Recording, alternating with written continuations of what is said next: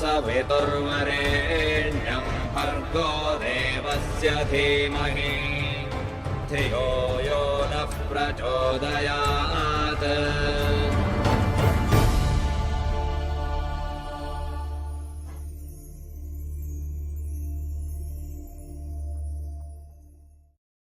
सब दर्शक लोग की हमने की ओर से सप्रेम नमस्ते।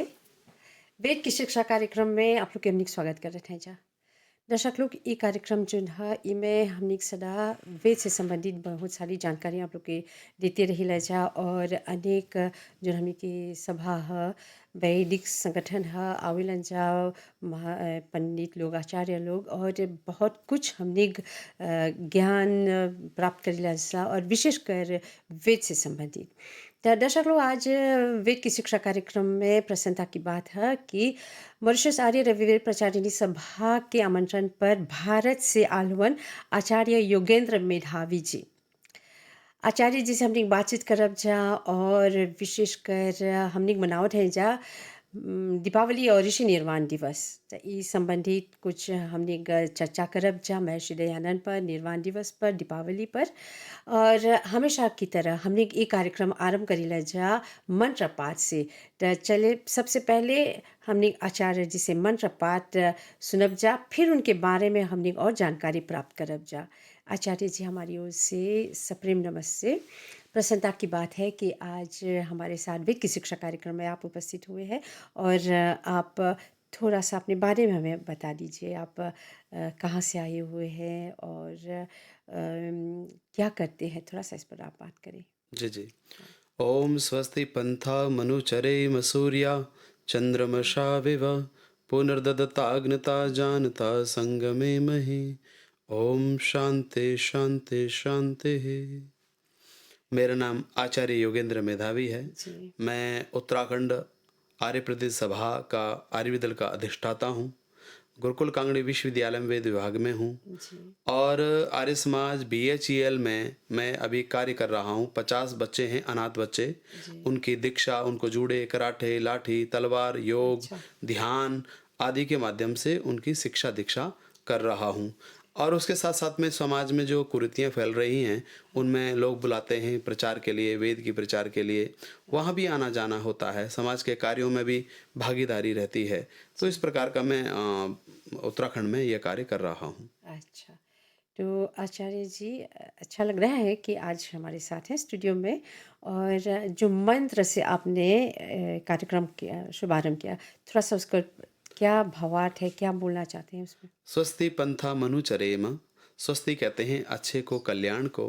पंथा कहते हैं मार्ग को, कि हमारा जो मार्ग हो वो अच्छा हो, कल्याणकारी हो। जिस मार्ग पर हम चलना चाहते हैं वो मार्ग हमारे जीवन के लिए और संसार के जीवन के लिए, जो भी मनुष्य मात्र हैं उन सब का जीवन एक अच्छी प्रकार से चले। और कैसे चले? स्वस्ति पंथा मनुचरेम सूर्या चंद्रमशा। जिस प्रकार से सूर्य और चंद्रमा दोनों अपने कर्तव्य का ईमानदारी पूर्वक कार्य कर रहे हैं। न सूर्य कहता है कि मैं आज आपको धूप नहीं दूंगा, न चंद्रमा ये कहता है कि मैं आपको शीतलता नहीं दूंगा। जैसे वो अपने कर्तव्य को पालन कर रहे हैं, हम सबको, मनुष्य मात्र को, अपने अपने कर्तव्य को ईमानदारी पूर्वक हमें करना चाहिए। यही वेद कहता है, इसलिए हमें वेद की तरफ लौटना चाहिए। तो ये इसका भाव है। अच्छा, तो आचार्य जी जब आप करें कि वेद की ओर लौटो, और महर्षि दयानंद ने बहुत इस पर जोर दिया, गो बैक टू वेदास, वेद की ओर लौटो। तो मेरा ये पहला प्रश्न होगा आचार्य जी कि महर्षि दयानंद ने क्यों कहा कि वेद की ओर जाओ? स्वामी दयानंद जी को लगा कि वेदों की आज सबसे ज्यादा जरूरत पूरे विश्व को है जी। और ज़रूरत कैसे महसूस उन्होंने की कि बहुत सारा काल ऐसा आया जिसमें कई लोगों के इस प्रकार के शासन रहे, जिसमें संस्कृति का नष्ट हुई। आपका नालंदा विश्वविद्यालय जो आपका तक्षशिला का गुरुकुल था, उसका जो लाइब्रेरी था वो भी आदि नष्ट हुआ। तो ऋषि दयानंद को लगा कि हमें इस कार्य को करने के लिए जो सर्वोपरि ग्रंथ कोई है, दुनिया जिसको लोहा मानती है, आदर्श मानती है, वो केवल एक चीज है, वो वेद। और इसमें भी सबसे पहला जो वेद है वो ऋग्वेद है। तो वेदों की तरफ लौटने के लिए ऋषि दयानंद ने कहा कि एक छत्र के नीचे जब सब आएंगे तो शायद हो सकता है कि हमारी जैसे पांचों उंगलियां इकट्ठी होती हैं, तो पांचों उंगलियां इकट्ठी होती ताकत एक हो जाती है। तो वेद सबको एक करने का माध्यम है, सबको जोड़ने का माध्यम है, संस्कृति से परिचय कराने का माध्यम है, प्रकृति के साथ में साक्षात करने का माध्यम है। इसलिए उन्होंने कहा कि वेदों की ओर लौटो, और वेदों की ओर इसलिए भी लौटने को कहा कि वेदों में सबके लिए, केवल एक व्यक्ति विशेष के लिए नहीं, जाति के लिए नहीं, वर्णों के द्वारा क्षत्रिय वैश्य शूद्र आदि का सबके लिए विधान किया, सबको पढ़ने का अधिकार दिया, और खास करके मातृशक्ति को। जो ईश्वरीय ज्ञान है, ईश्वरीय ज्ञान है, वेद ईश्वरीय ज्ञान तो है ही लेकिन ईश्वर के ज्ञान के साथ साथ में ऐसा ज्ञान है जिसको वर्तमान, भूत और भविष्य तीनों कालों में असत्य नहीं कहा जा सकता। अच्छा, हाँ। हाँ, तो मेरा ये प्रश्न होगा कि आज के युग में इसके जो प्रासंगिकता है, थोड़ा सा इस पर आप जी। आज के युग में वेदों की जो प्रासंगिकता है वो इस प्रकार से है कि आज के युग में माताएं पढ़ तो रही हैं, शिक्षित तो हो रही हैं, लेकिन शिक्षा के साथ साथ में धार्मिकता की आवश्यकता बहुत जरूरी है। अगर धार्मिक माँ नहीं होगी तो धार्मिक पुत्र नहीं होगा, और धार्मिक पुत्र नहीं होगा तो धार्मिक समाज नहीं होगी, और धार्मिक समाज नहीं होगी तो धार्मिक राष्ट्र नहीं होगा, और राष्ट्र धार्मिक नहीं होगा तो युवा वर्ग जो कर्तव्य राष्ट्र के प्रति रखता है उससे विमुख हो जाएगा। इसलिए ऋषि दयानंद ने स्पेशल कहा कि वेदों की तरफ तो लौटना ही है, वेदों की प्रासंगिकता है ही, लेकिन उसमें सबसे बड़ी भूमिका जो बताई वो स्त्री के लिए बताई, माता के लिए बताई, क्योंकि मैं भी उस माँ से पैदा हुआ हूं। तो अगर वो माँ योग्य ना होती, वो पिता योग्य ना होता, तो शायद मैं आपके इस देश में, मॉरिशस में ना होता। तो मतलब कि महिला जो है केवल घर के लिए नहीं, घर के लिए नहीं, समाज के लिए, राष्ट्र के लिए वो निर्माण करती है। इसलिए वेद में कहा माता निर्माता भवती, माँ निर्माण करने वाली है। संसार में दो ही व्यक्ति हैं जो निर्माण करते हैं। अच्छा आचार्य जी, ये मैं बोलना चाहूंगी, अगर महर्षि दयानंद ने कहा कि महिलाओं को शिक्षा देनी चाहिए, बहुत सोच समझ कर उन्होंने क्या, और कहते हैं कि अगर एक नारी को शिक्षा देती है, पूरा जो है परिवार, समाज, राष्ट्र के लिए, लेकिन एक व्यक्ति को, एक नर को अगर शिक्षा दे तो ये केवल अपनी उसी तक सीमित है। हाँ, तो जो नारी को शिक्षा देने का भाव है, जैसे जिस घर में स्त्री रहती है, बेटी पैदा हुई, अब इस घर में बेटी रहेगी तो अगर वो योग्य रहेगी तो उस घर को भी ठीक करेगी, और जैसे ही वो विवाह करके दूसरे घर को धारण करेगी तो उस घर को भी रोशन बनाएगी, उस घर को अच्छा बनाएगी, स्वर्ग बनाएगी। क्योंकि जिस घर में स्त्री की पूजा होती है, जिस घर में स्त्रियों का सम्मान होता है, उस घर में स्वर्ग कहलाता है, ऐसा वेद कहता है। पूजन्ते तत्र देता रमन्ते।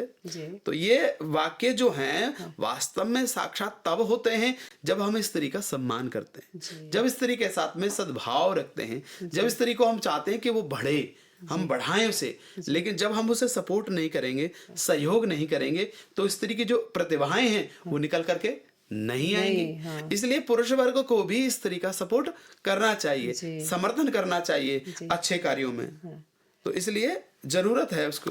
जी, एक राष्ट्र का जब वो मतलब कि कहाँ तक पहुंचा है, ये जानने के लिए हम ये पता लगा सकते हैं कि वहाँ की नारी जो है वो कहाँ तक पहुंची है।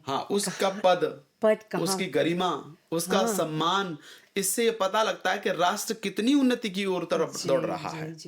और वेदों में भी बताया गया है कि महिला का जो पद है, ये मान लीजिए एक राष्ट्र में उसका जो है झंडा स्थान, उसका वो स्थान है, बराबर महिलाओं का भी एक देश में वही पद है, वही। मैं आपको कहना चाहूंगा पुरुष के बराबर नहीं है, पुरुष से ऊपर है।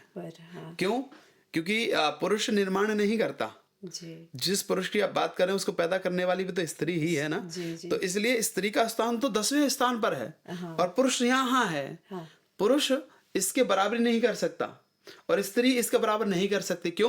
क्योंकि स्त्री का सामर्थ्य विशेष है, और ईश्वर और माँ ये दो ही हैं जो दुनिया में निर्माण करने वाले होते हैं, पैदा करने वाले होते हैं। इसलिए पहला स्थान ईश्वर का है और दूसरा स्थान माँ का है। इसलिए समानता की अगर कोई बात करता है कि स्त्री समान है या डाउन में है, तो डाउन में तो है ही नहीं, जी है ही नहीं। क्योंकि स्त्री के अंदर इतने सारे सामर्थ्य हैं, उन सामर्थ्यों को जब वो जानती है, आपको ये भी सुनने में आया होगा कि स्त्री जब आयुर्वेदा जानती थी, जी आयुर्वेदा जानती थी, यानी वो आयुर्वेद की डॉक्टर हुआ करती घर थी, पर, हाँ। तो घर में जो वो उसकी जो चिकित्सा आदि है, किचन जिसको कहते हैं, रसोई घर कहते हैं। ये तो तो रसोई घर में अगर पति या बच्चे कोई बीमार होता है तो उसे देखना होता है कि इसका अगर वात बढ़ रहा है तो मुझे क्या देना है भोजन में। जी अगर उसे वात बन रहा है तो वो आटे में क्या देती थी, अजवाइन को आटे में मिलाया, थोड़ा सा नमक मिलाया और उसके रोटी बना दी। किससे उसे क्या होगा कि उस पुरुष के अंदर, उस पिता के अंदर, उस पति के अंदर जो गैस बन रही होगी वो नष्ट हो जाएगी। तो माँ केवल एक गृहिणी नहीं है, माँ तो सारे समस्याओं का समाधान करने वाली है। इसलिए स्त्रियों को हमारे यहाँ पूज्य माना जाता है, जी अग्रणीय माना जाता है। एक ऐसा काल आया जिस काल में हमने स्त्रियों को थोड़ा पीछे किया, लेकिन अब वो काल नहीं है। जी उस काल में ऐसा भी प्रचलन था कि घूंघट करना होता था कि कोई उसे देख ना सके, उसका कोई शोषण ना कर सके। लेकिन अब ऐसा नहीं है। तो जब नहीं है तो स्त्री को अपनी जो प्रतिभाएं हैं वो ने लेके आना चाहिए। जी जी जी, और ये सब वेद में, ये सारा का सारा वेद का वेद में है। हाँ हाँ, तो आचार्य जी आप बोल रहे हैं कि वेद जो है ये वर्तमान भविष्य सब में सब में स्थित है। हाँ, वर्तमान के लिए भी है, भूत के लिए भी है, और जो भी जितने भी ऋषि हुए हैं जी उन ऋषियों ने, देखो ऋषि कौन बनता है, ऋषि बनने के लिए एक समय की आवश्यकता होती है। जी और ऋषि कहते हैं दृष्टा को, साक्षात्कृत धर्मा, जिसने अपने आप को साक्षात्कार कर लिया है, और जिसको साक्षात्कार करने के बाद कोई चीज लिख रहा है तो वो आगे चल करके भी उसकी बात असत्य सिद्ध नहीं हो सकती। जी जैसे वेदों में वेद मंत्र आज से नहीं है, 1,96,68,53,125 वर्ष खत्म हो चुके हैं। कितने? 1,96,68,53,100, यानी इतना वर्ष वेद को बीत चुका है। जी तो वेद अब की चीज नहीं है। हाँ। अगर वेद गलत होता तो इतने लंबे काल तक चलता नहीं। और सारे विश्व ने ये माना है कि ऋग्वेद सबसे पुरानी पुस्तक है। जी। ये सबने माना है। आप गूगल पे सर्च मारेंगे तो ये पता लगेगा कि ऋग्वेद सबसे पुरानी पुस्तक है। तो ऋग्वेद जब सबसे पुराना है, और पुरानी, क्योंकि पुराना का क्या अर्थ लिया आपने कि पुराने का ये नहीं है कि वो जो पुरानी होगी उसे छोड़ दो। हाँ क्योंकि जो पुराना है ना, वेद न्यूतन भी है, पुरातन भी है। हाँ जैसे जैसे आप पढ़ते हैं कोई चीज को, गीता को आपने पढ़ा, आपने वेद को पढ़ा, एक बार आपने पढ़ा, और जब दोबारा आपने एक स्थिति बनाई फिर पढ़ा तो आपको नया लगेगा। वही चीज दोबारा पढ़ते हैं। क्यों? क्योंकि जैसी जैसी मन की अवस्था हम अपनी बनाते हैं वैसे वैसी चीजें हमें समझ में आती हैं। जैसे एक छोटा बच्चा है, ABC सीख रहा है, सीखता है, तो वो ABC सीखता है, और उसके बाद जब वो 12th में आता है तो उसे वो चीज कैसे लगती है? नॉर्मल लगती है कि ABC कुछ नहीं है, ABCD कुछ भी नहीं है, है ना। लेकिन जब वो छोटा है तो उसे ABC बहुत कुछ लगता है जी है? जैसे तो क्यों? जैसे बढ़ता है जैसे जैसे बढ़ता है, तो यानी ज्ञान का और मस्तिष्क का दोनों का जब बढ़ाव होता है, बढ़ता है, वर्धते होता है, तो तब उस व्यक्ति की मन की अवस्था बढ़ती है। और जब मन की अवस्था बढ़ती है और उस ग्रंथ को जब पढ़ते हैं हम तो उसमें से नई चीज मिलती है। ऐसे एक पुस्तक है महर्षि दयानंद जी की सत्यार्थ प्रकाश, हाँ आपने सुना होगा। हाँ, कालजयी ग्रंथ है जी, उसका आज तक दुनिया में काटे नहीं है। जी ऐसा ग्रंथ है, लगभग 3,000 ग्रंथों का सार उसमें मानते हैं। और ऐसा ग्रंथ है कि आप जब जब उसे पढ़ेंगे तब आपको नया लगेगा। आपने एक बार पढ़ लिया, फिर उसके बाद कुछ ग्रंथ पढ़े, उसके बाद फिर पढ़ा तो आपकी बुद्धि और अच्छी बन जाएगी। जब हम सत्यार्थ प्रकाश को देखते हैं, छोटा सा ग्रंथ है, तो वेद तो भंडार है, सागर है। तो जब सागर में इतना सारा कुछ है, उसमें से एक बूंद से भी कम, बूंद का माइनस करते जाएंगे तो एक सुई की नोक के बराबर सत्यार्थ प्रकाश नहीं है। तो जब सत्यार्थ प्रकाश को पढ़ने मात्र से इतना सारा ज्ञान प्राप्त होता है, मन की अवस्था बनती है, वो भी वेद में क्या, तो वेद में पता नहीं क्या क्या होगा। तो वेद तो हम सबके मनुष्य मात्र के लिए नहीं, मनुष्य मात्र से प्राणी मात्र के लिए है कि प्राणियों की रक्षा कैसे करनी है, पशुओं की रक्षा कैसे करनी है। क्योंकि पशु हैं तो हम हैं, पक्षी हैं तो हम हैं, केवल हम होने से हमारा अस्तित्व नहीं है। संसार में परमात्मा ने जब रचना की तो सबसे पहले पशु पक्षी आदि सबको पैदा करने के बाद अंतिम कृति कौन हुआ? मनुष्य हुआ है।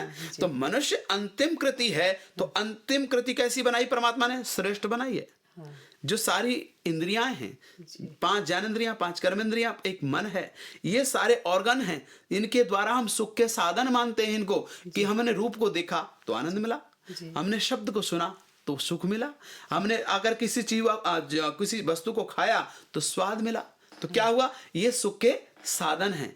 आत्मा इनके द्वारा अपना साधन मानता है। जैसे मैं वहां से गाड़ी लेकर के आया, आपके तक आया, तो कैसे आया? गाड़ी से आया। तो गाड़ी क्या हुई? साधन है है ना?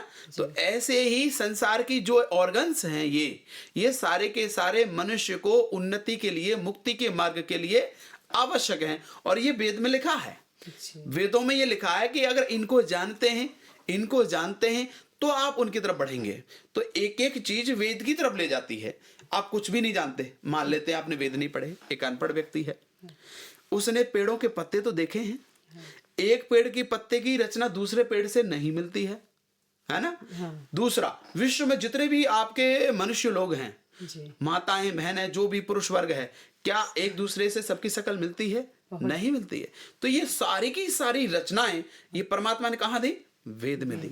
और इसलिए वेद को ऋषि दयानंद ने बार बार कहा कि वेदों की ओर लौटो, क्योंकि वेद वो है जो दुनिया को शांति दे सकता है। जो आज यूक्रेन में युद्ध हो रहा है, इधर आपका इजराइल लड़ रहा है, ये क्या है? कि हम अपनी शांति को प्राप्त करें, अपने उद्देश्य को पहचानें। जिस उद्देश्य के लिए मैं पैदा हुआ हूं, लड़ने के लिए नहीं हुआ, गले से लगाने के लिए पैदा हुआ हूं, दूसरों को शांति देने के लिए पैदा हुआ हूं, दूसरों के दुखों को हरने वाला पैदा हुआ हूं। तो ये सारा वेद कहता है, ये सारा वेद में लिखा है जी। और महर्षि दयानंद एक ऐसे महान आचार्य हुए हैं जी, जिन्होंने कई आचार्य भारत में जन्म लिए हैं, लेकिन सर्वश्रेष्ठ आचार्य महर्षि दयानंद, जिन्होंने हर क्षेत्र में, उन्होंने भारत में जैसे सांस्कृतिक है, शैक्षणिक है, वैज्ञानिक है, हर क्षेत्र में उन्होंने बहुत सुधार किया। हाँ, और हम सब मना रहे हैं दीपावली, और विशेषकर महर्षि दयानंद जी को उस दिन हम इतना उनके याद में बहुत सारे यहाँ पर मॉरिशस में प्रोग्राम करते हैं, कार्यक्रम करते हैं। बहुत समाज में महर्षि दयानंद को श्रद्धांजलि अर्पित करते हैं, विशेषकर निर्वाण दिवस दीपावली के दिन। थोड़ा सा हम बात करें दीपावली और निर्वाण दिवस। जी, दीपावली एक त्योहार है। और ये त्योहार में केवल पहले ये तो सोचते थे कि केवल भारत तक है, लेकिन अब ये जो त्योहार है वो पूरे विश्व तक है। ये त्योहार जो है वो कृषि से संबंधित है, क्योंकि हमारे यहाँ एक परंपरा रही है कि कोई भी अन्न जब उससे भूमि से निकल के आता है तो हम उस अन्न को सबसे पहले देवताओं को खिलाना चाहते हैं। 33 प्रकार के देवता हैं, और उससे अलग भी जो सूक्ष्म देवता हैं वो भी हैं। तो उनको देने का कार्य जो होता है वो यज्ञ करता है, यज्ञ के द्वारा होता है। क्यों होता है? कि सारे देवताओं को कोई मुख है। अब हम जो भोजन करते हैं वो कहाँ से करते हैं? मुख से करते हैं। तो यानी जितने भी अंग हैं, ये अंग किस पर आधारित है? मुख पर। यानी अंग मुखों के अंदर जैसे भोजन जाएगा, हमारी ऊर्जा होगी तो हमारी आंखें अच्छा काम करेगी, कान अच्छे काम करेंगे, है ना? तो ऐसे ही सारे देवताओं की ऊर्जा कौन है? अग्नि है। तो अग्नि के अंदर जब आहुति हम डालते हैं तो वो अग्नि सबको समान रूप से, मैं और आप तो हो सकता है एक मेरे को जो अच्छा लगेगा उसको ज्यादा दूंगा, और जिसको मेरे साथ अच्छा व्यवहार नहीं है उसको कम दूंगा। लेकिन अग्नि देवता ऐसा नहीं करता है। वो क्या करता है? सबको समान रूप से देता है। तो इसलिए वेद में कह दिया अग्निर्देवानां वै मुखम। क्या कहा? अग्नि देवानां वै मुखम। अग्नि सारे देवताओं को क्या है? मुख है। जैसे शरीर को अगर ऊर्जा देनी है तो अगर खाएगा तभी तो ऊर्जा आएगी। ऐसे ही अग्नि में जब कोई चीज जाती है तो उसका रूप परिवर्तन होता है, नष्ट नहीं होता। अगर कोई चीज अग्नि में डालने पर नष्ट होती तो आज हम जो होम कह रहे हैं, अग्निहोत्र कह रहे हैं, देव यज्ञ कह रहे हैं, वो यज्ञ नहीं होता। हाँ, जैसे एक मिर्च ले आप एक मिर्च को लेकर के चूल्हे पर रख दीजिए, क्या करेगी वो? जैसे ही जलेगी तो पूरे घर में जितने भी लोग होंगे उनको रुकने नहीं देगी, धांस पैदा कर देगी, खांसी आने लग जाएगी।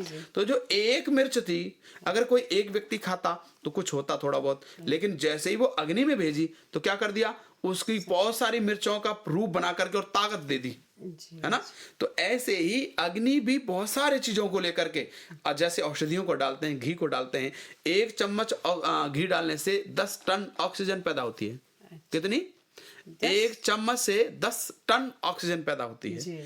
तो अग्नि करती है वो काम को, है ना? तो ये कहा कि अग्नि सारे देवताओं को देती है। तो अग्नि के साथ में ये संबंध है त्योहारों का। जितने भी त्योहार हैं, चाहे आप होली लीजिए, चाहे आप दीपावली लीजिए, चाहे आप श्रावणी पर्व चलता है, रक्षाबंधन त्योहार है, ये सारे जो त्योहार हैं वो अग्नि के साथ में संबंध रखते हैं। और आपने एक और देखा होगा, 16 के 16 संस्कार है ना?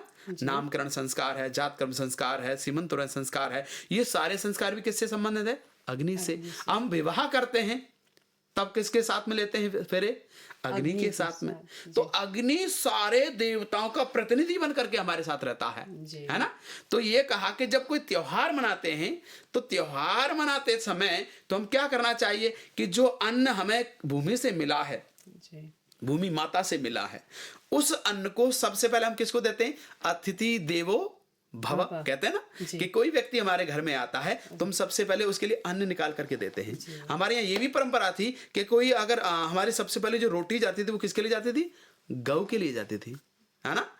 गौ आदि के लिए जाती थी। तो ये त्योहार जो है, अगर आप बात देखते हैं दीपावली त्योहार, ये किसान से संबंधित है, फसलों से संबंधित है कि नई जो चीज आएगी हम सबसे पहले अपने देवताओं को इसका भोजन कराएंगे। अच्छा ठीक है, आप लोगों ने ये भी माना, उसके दीपावली के गलत रूप भी चले कि भगवान राम आए तो दीपावली थी। लेकिन कोई जब व्यक्ति विशेष आता है, अगर कोई हमारे देश का प्रधानमंत्री यहाँ आएगा, हम क्या करते हैं? तैयारी करते हैं, उसकी उत्सव की तैयारी करते हैं। तो वो उत्सव का जो रूप था, वो रूप जो वो था किसान का, वो तो है ही प्योर, लेकिन उसके साथ साथ में लोगों ने ये मान लिया कि इसको दीपोत्सव मनाना शुरू करें। ये भी माना लोगों ने।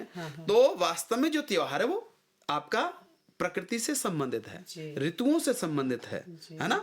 तो नवषष्ठी का जो त्योहार है उसके साथ में कि जिस दिन महर्षि दयानंद जी इस संसार को छोड़ के गए, ऋषि दयानंद जी के जीवन को देखते हैं। उनके समय में एक व्यक्ति थे पंडित गुरुदत्त विद्यार्थी, जिनका जन्म आदि पाकिस्तान में हुआ, जो लाहौर आदि क्षेत्र था वहां हुए। वो व्यक्ति एक तरह से नास्तिक थे, लेकिन जब ऋषि दयानंद को उन्होंने देखा, प्रवचन सुने और जब अंतिम अवस्था उनकी देखी, तो वो कहते हैं मेरे पीछे आ जाओ, और पीछे आकर के उन्होंने संध्या करी, जप किया, और जप करने के बाद कहा कि हे परमात्मा, अब ये तेरी लीला है, तू इसको मुझे समेट रहा है, और मैं इसको जो मेरे बच्चे हैं इनको तू संभाल करके रखना। ये अंतिम में, और कोई ऐसा डर नहीं था, मृत्यु पर विजय उन्होंने ही प्राप्त करी। एक ब्रह्मचारी होता है, वो मृत्यु पर विजय प्राप्त कर लेता, मृत्यु से डर नहीं लगता। तो ऋषि दयानंद जब गए हैं इससे, जब उस संसार को उन्होंने छोड़ा है, तो उस समय भी उनके चेहरे पर कोई भी डर का प्रभाव नहीं था। और वो कह रहे थे कि आपकी इच्छा पूरी हो। हाँ, हे ईश्वर तेरी इच्छा पूरी हो, ऐसा उन्होंने शब्द बोला है। हाँ, और ओम बोल करके इस शरीर को छोड़ दिया है। तो आज भारत ही नहीं अपितु विश्व में स्वामी दयानंद जी का जन्मोत्सव 200 वर्ष पूरे हो गए हैं। तो 200वां जन्मोत्सव पूरा विश्व मना रहा है। अभी अमेरिका में महासम्मेलन हुआ, अंतरराष्ट्रीय, बहुत धूमधाम से मनाया गया। मॉरिशस में तो मैं देख रहा हूं कि मॉरिशस के लोग, मॉरिशस की आर्य समाज है, इतना काम कर रही हैं, इतना काम कर रही। और उसके अलावा स्टूडियो वीडियो, जो लोग वीडियो वाले जो आपके स्टूडियो है, ये सबसे ज्यादा वेदों का प्रचार मैंने यहाँ देखा। तो ये मैं सबका धन्यवाद भी करना चाहता हूँ, जो स्टूडियो वाले लोग हैं, जो ये वेद प्रवचन का, वेद शिक्षा का कार्यक्रम चला रहे हैं, जो सभा इस कार्य को कर रही है, ये पुण्य के भागी हैं, ये सौभाग्यशाली हैं। जो सुन रहा है, जो कर रहा है, जो साथ में चल रहा है, वो सब के सब सौभाग्यशाली हैं। अच्छा, तो आचार्य जी बहुत अच्छा लगा जी आपको सुनकर जी जी जी। और इतना ऊर्जा है आप में कि लगता है आपको सुनते जाए, लेकिन कभी समय का हाँ, भी समय तो ध्यान रहता है। रखना हाँ जी, चाहिए। हाँ जी। और कार्यक्रम यहाँ पर समाप्त करते हैं। जी। बहुत धन्यवाद तो मैं भी एक आपको। बार सबका धन्यवाद देना चाहता हूँ जी और मॉरिशस के आम जनता को भी, जो एक इतना सौम्यता मुझे यहाँ लगा जी। मॉरिशस में आकर के बहुत अच्छा लगा। कि अच्छा लगा कि भारत का छोटा भाई है और वो हृदय के साथ में रहता है और भारत भी उसको हृदय के साथ लगा के रखता है। जी। अच्छा आचार्य जी, बहुत धन्यवाद। जी, हमारी ओर से नमस्ते सभी को। नमस्ते। दर्शक लोग यहाँ पर हम समाप्त कर रहे थे वेद की शिक्षा कार्यक्रम, और आचार्य योगेंद्र जी के बहुत बहुत धन्यवाद। और हैं बहुत अच्छा से समझैलन वेद के बारे में, फिर दीपावली और ऋषि निर्वाण पर बात करलन। और हमने कि ऐसे लगा था कि उनके सुनते जाए, लेकिन अगले बार फिर हमने कार्यक्रम में उनके बुलावब जाए और कुछ ना कुछ उनसे हमने सीखब जाए। तो आप लोग के ध्यान के लिए बहुत बहुत धन्यवाद। हमने की ओर से बहुत धन्यवाद सब दर्शक लोग के। और ऋषि निर्वाण आप अच्छा से मनाइए जा, और साथ में दीपावली की बहुत बहुत शुभकामना हमने की ओर से, सबके हमने की ओर से सप्रेम नमस्ते और शुभ रात्रि।